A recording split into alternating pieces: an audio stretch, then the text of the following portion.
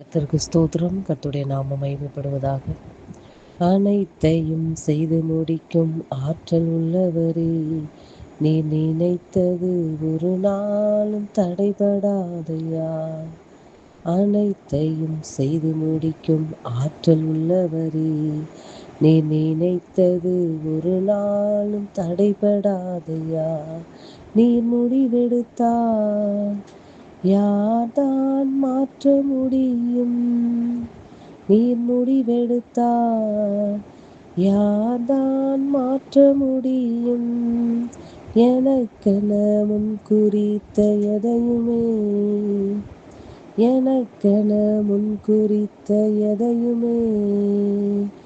எப்படியும் நிறைவேற்றி முடித்திடுவே.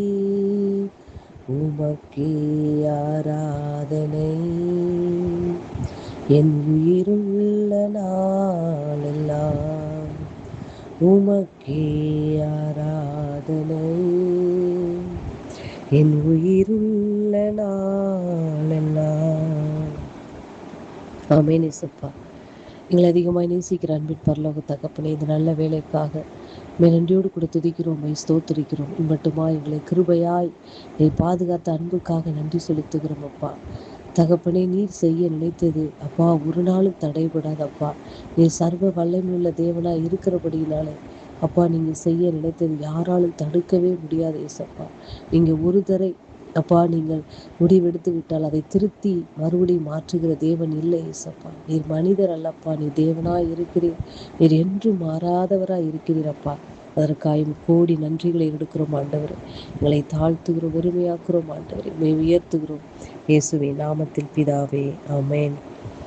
கர்த்தரின் ஆலோசனைக்காக சங்கீதம் 139 அதிகாரம் அதனுடைய 11 மற்றும் 12 மற்றும் 13 வசனங்கள்.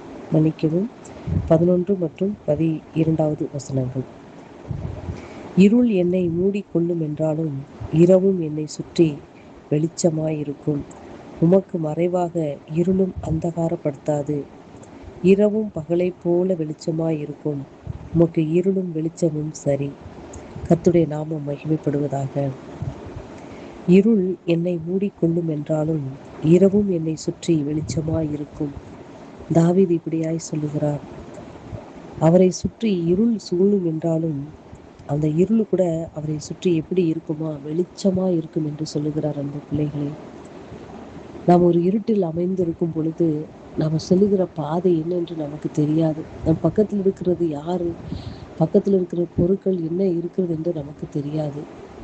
ஆனால் இந்த இடத்தில் தாவீது என்ன ஒரு நம்பிக்கையில் சொல்லுகிறார் என்றால், நான் என்னை சுற்றி இருள் இருக்கும் என்றாலும், என்னை இருள் மூடிக்கொள்ளும் என்றாலும் இரவும் என்னை சுற்றி வெளிச்சமாய் இருக்கும். அப்படி என்றால் என்ன? அப்படி என்றால், நம்மளை தேவன் வெளிச்சத்தின் பிள்ளைகளாய் தெரிந்து கொண்டிருக்கிறார். நாம் இருளின் அதிகாரத்திலிருந்து நம்மளை அவர் என்ன செய்கிறார்? விடுதலை பண்ணி இருக்கிறார். இருளின் அதிகாரத்திலிருந்து நம்மளை அவர் என்ன செய்கிறார்? தூக்கி எடுத்து மீட்டு அவருடைய இரத்தத்தினாலே கழுவி பரிசுத்தப்படுத்தி வெளிச்சத்தின் பிள்ளைகளாய் நம்மளை அவர் என்ன செய்கிறார் என்றால் தெரிந்து கொண்டு இருக்கிறார். அப்படி இருக்கும் பொழுது நம்மளை சுற்றி எந்த ஒரு இருள் இருந்தாலும் நாம் வெளிச்சத்தின் பாதையில் நடந்து செல்லுகிறோம். எவ்வளவு நல்ல தேவனை நாம் ஆராதித்து கொண்டிருக்கிறோம். நம்மளை சுற்றி இருள் இருக்கும் என்றாலும் நாம் போகும் பாதை அது வெளிச்சமாய் இருக்கும். நீதிமானுடைய பாதை நடுப்பகல் வரைக்கும் என்ன செய்யுமா? சூரிய பிரகாசம் போல் இருக்கும் என்று வேதம் சொல்லுகிறது.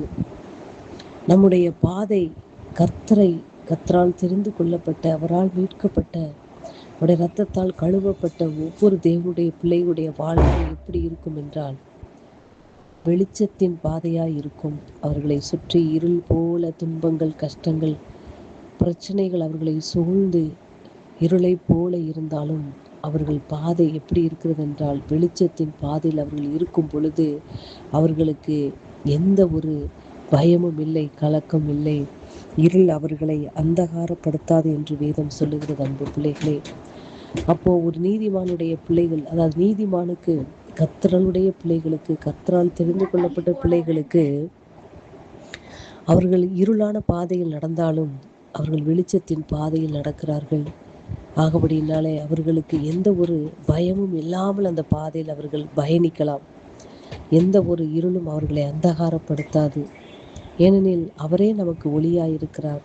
அவரே நமக்கு வெளிச்சமாய் இருக்கும் பொழுது நாம் நடக்கிற பாதை இன்னதென்று நமக்கு தெரியும். இருளில் இருக்கும்போது நாம் தடுமாறுவோம், கீழே விழுவோம். ஆனால் தேவனுடைய பிள்ளைகளுக்கு இடறுவதும் இல்லை, அவர்கள் தள்ளாடுவதும் இல்லை. அவர்கள் நேர் வழியாய் நடத்தப்படுவார்கள், நீதியின் பாதையில் நடத்தப்படுவார்கள், பரிசுத்தத்தின் பாதையில் அவர்கள் நடத்தப்படுவார்கள். அன்பு பிள்ளைகளே, நீங்கள் விசுவாசிக்கிறீர்களா?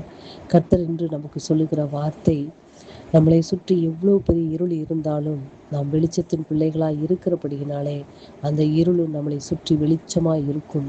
எவ்வளவு நல்ல ஒரு சத்தியத்தை கர்த்தர் நமக்கு தருகிறார் அன்பு பிள்ளைகள். ஆகபடியினாலே நீங்கள் இருளான சூழ்நிலையில் உங்களை சுற்றி எந்த ஒரு காரியம் உங்களை சுற்றி அந்தகாரப்படுத்தினாலும் கவலைப்படாதீர்கள். கர்த்தர் உங்களை சுற்றி வெளிச்சமாய் இருக்கும் பொழுது அந்தகாரம் உங்களை பிடிக்காது, பற்றி பிடிக்காது. உங்களை வெளிச்சத்தின் பாதையிலே கர்த்தர் நடத்துவார். அன்பு பிள்ளைகளே, வார்த்தை நிமித்தமாக கர்த்தர் உங்களை ஆசீர்வதிப்பாராக. ஆமென்.